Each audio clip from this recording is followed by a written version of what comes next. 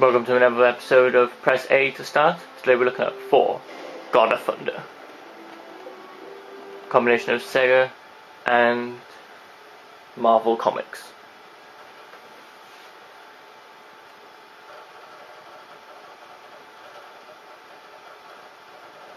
Based on the film based the other year.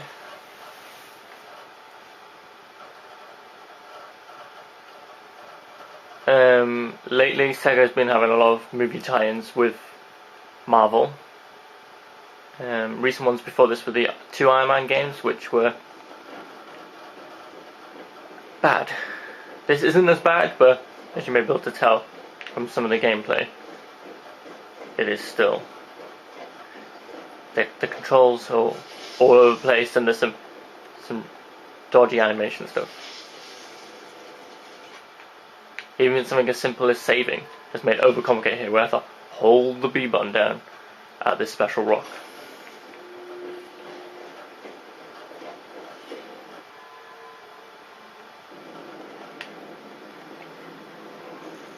I have to hold both left and right stick until both things are spinning ridiculously fast. Just to give me some more power-ups. Over convoluted. But generally looks similar to the films, same sort of style, but the graphics are not great. They're not awful. I've seen worse, like an Iron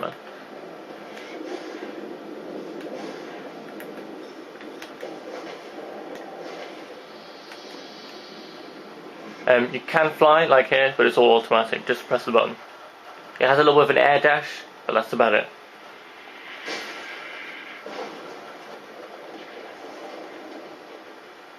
A lot of different combos in this game, but mainly just between pressing X 4 times and then Y or something. No, none of you believe us got alive.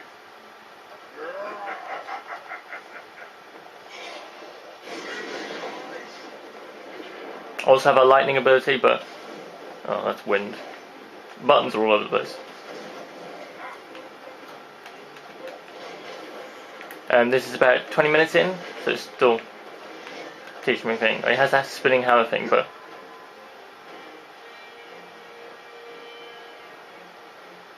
Come here. different melee attacks do different.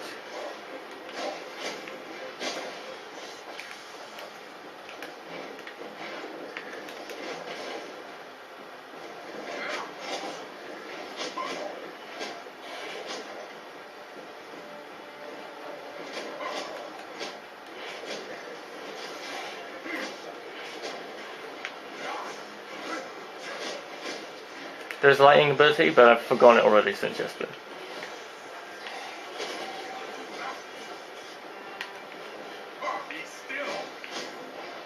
I'm gonna grapple 10 enemies here. Hopefully this is only for the tutorial stuff, but so far it has been like, hey, do this thing 10 times. Just to bore the hell out of you. Because grappling someone 3 times isn't good enough. The old rule of 3 is not here. It seems to be the rule of 10. And there are some cool screen filling destructive powers which hopefully we'll come across in a minute.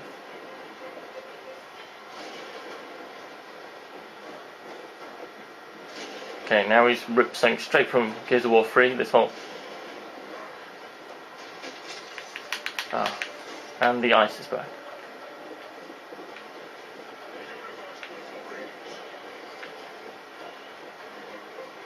Oh, there it is. It's not very clear where things are. This is something else stolen from Dante's Inferno. And yes, you'll be frozen in ice a lot of times in this game.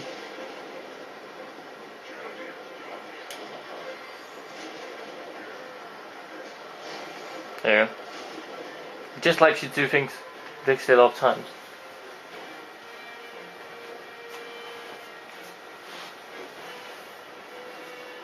Oh, here we go. Now we can power up our attacks. This is the first time I've seen this.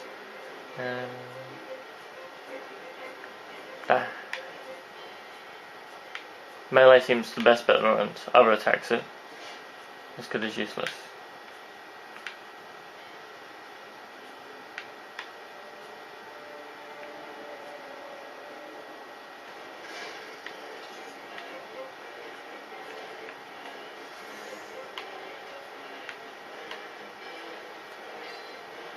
Okay, let's leave it at that. See, not everything's bad in this game, just overall so far. Especially after playing Castlevania, Lords of Shadow and Dante's Inferno. The combat just feels weak in this.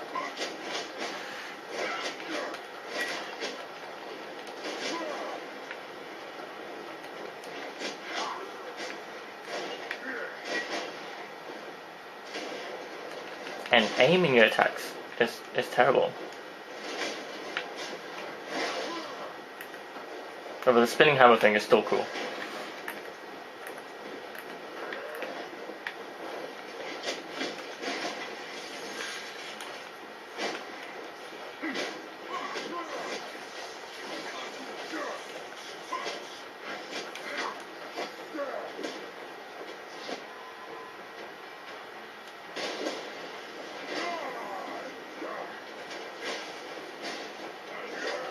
Okay, I lost no control there whatsoever. I don't know what was even going on there.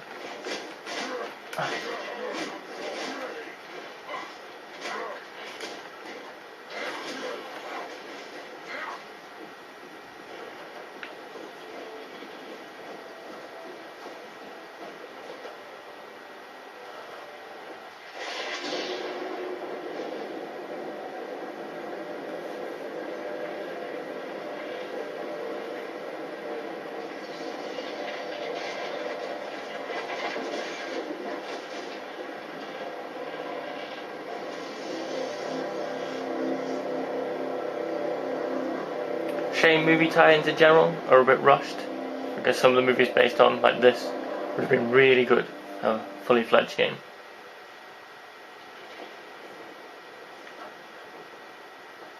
Now to the palace.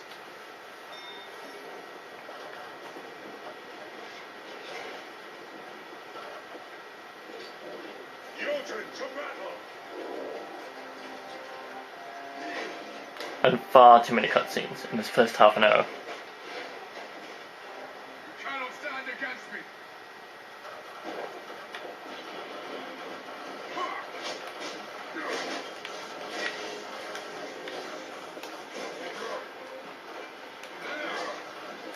That's my air dash. Pretty useless.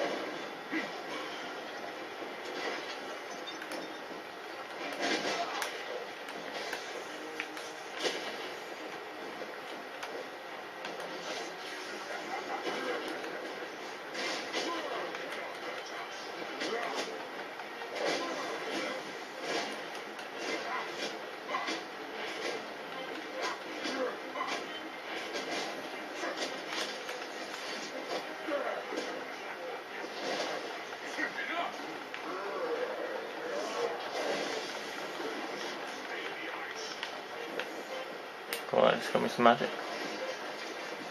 I think, no.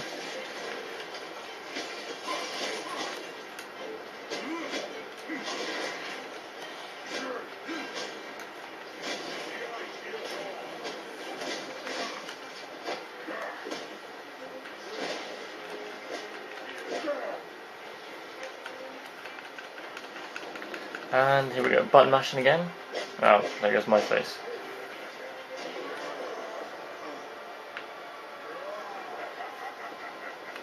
And that's how you die.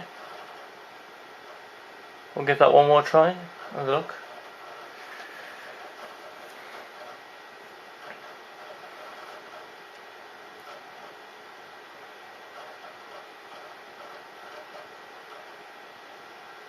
It's just the controls are everywhere.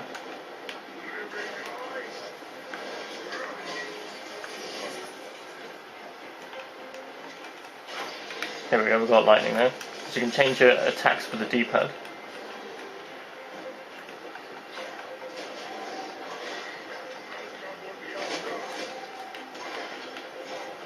This trench attack seems to be working fairly well.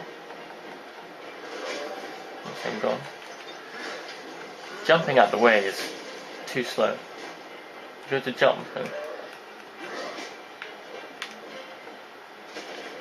Oh, and so far this is about all the enemies I've seen. This weird little floating dude here, and these big eyes dudes, if you may remember from the film.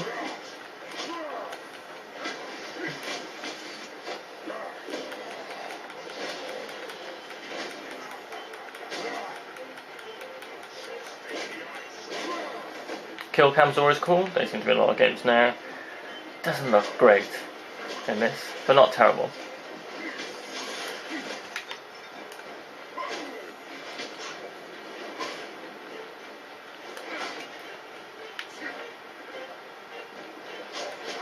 So far, Thor's ability to fly hasn't been used to the best use yet.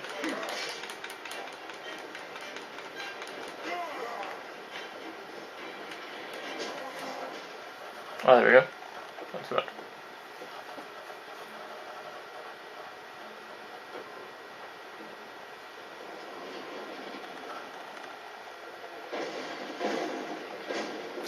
Some of the environments look cool and some things in the distance, like a giant monster, but so far, not so good.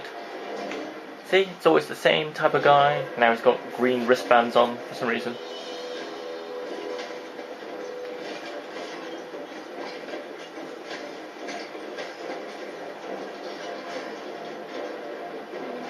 And the worst looking ice I've seen.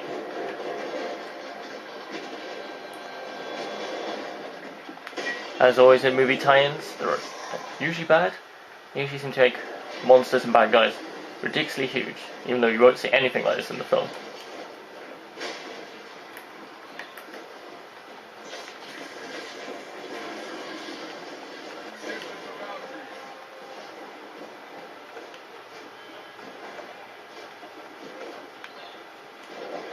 Okay, glowing area show you.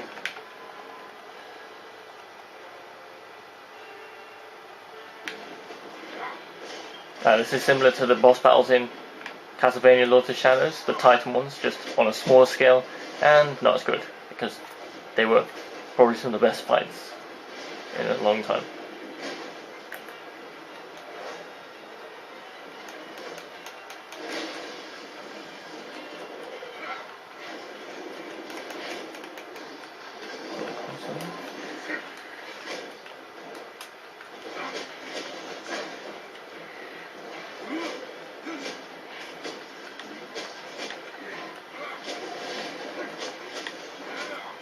So far I've got a lightning and a wind attack. But there are only 2 attack buttons and a grapple as well. And cameras. 2! There's just not enough room to see. The camera is awful in this as well.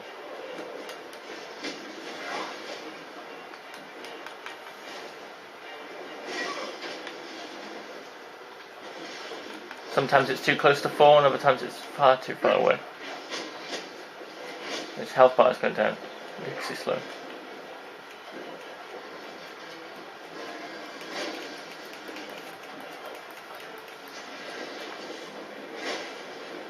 I have a cool button where you can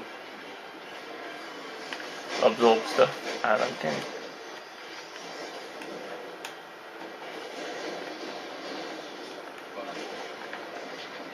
There we go.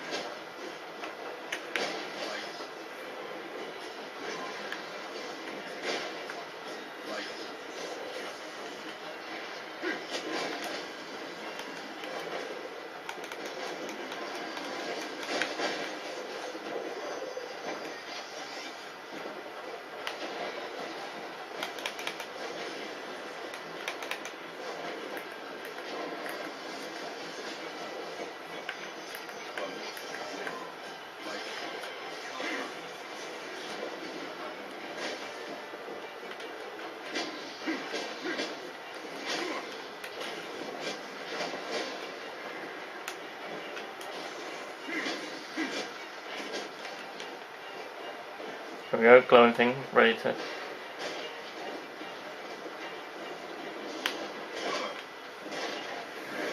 No warning whatsoever which way it's going to go though. I'm going again. And loading. I've only just been playing this game for a little bit, so I'm not sure on all the controls, but it was basically just 2 attacks and chains of lightning, but so far the controls are not the most responsive. And Thor's animation is dodgy. Here we go again, last try at this one. And we'll call it a wrap.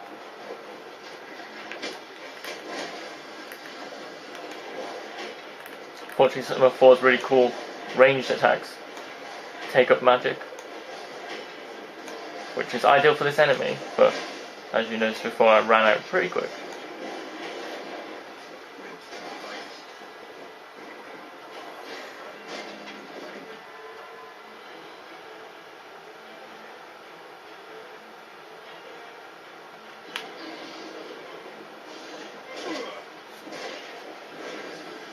And the instructions aren't very clear at all.